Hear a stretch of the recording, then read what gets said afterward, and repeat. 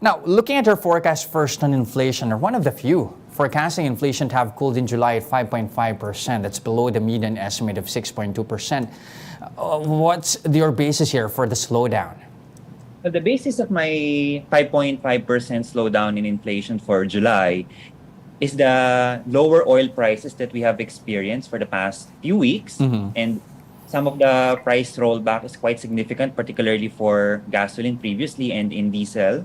Also, the slowdown in other commodity prices could have contributed to the slowdown in inflation, as well as the improving supply chain constraints from the previous months. Does that mean, Paolo, you're expecting inflation to continue to ease for the remainder of the year and that we have somehow already peaked maybe June? Well, that would depend on the scenario, particularly in the international sector. If certain constraints would continue, like the war, or the supply constraints would again go heavier, then inflation might surge up again. No? But so far, given the information that we have as of the moment, inflation may slow down, okay, because of the improvements that we have in the domestic economy as well as in the international economy. But are you expecting as well more price pressures here from second round effects in the second half? I mean, we have, of course, the minimum wage hike. Should this not at least further push prices?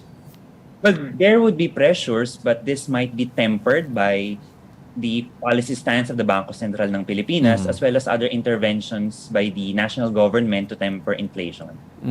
Are you seeing elevated levels of inflation still to be supply driven, or are we seeing emergence as well of demand side risks here? Well, for the succeeding months, it may be a combination of both demand pull and cost push, because as you know, number one, the holiday season is upcoming, and demand will again surge up, no? That will put a pressure on inflation. Second, the continuing supply constraints, no? It may be tempering or it may continue depending on what's going to happen in the external factors.